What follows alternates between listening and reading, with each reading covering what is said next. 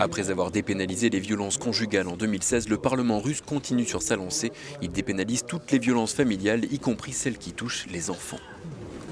Les auteurs de violences sur leurs conjoints ou sur leurs enfants risquent désormais une simple amende au lieu d'une peine de prison. Ils ne commettent plus un crime, mais une simple infraction. Si de la violence physique intervient dans le cadre d'une situation de conflit émotionnel, quand un époux ne veut pas vraiment blesser sa conjointe ou son enfant, quand il n'y a aucune persécution, alors c'est acceptable d'un point de vue administratif. Cette loi supprime toute possibilité pour les victimes de violences domestiques de porter plainte contre leur agresseur à moins qu'elles aient lieu plus d'une fois par an. Une décision inadmissible pour celles et ceux qui défendent les droits des femmes et des enfants en Russie.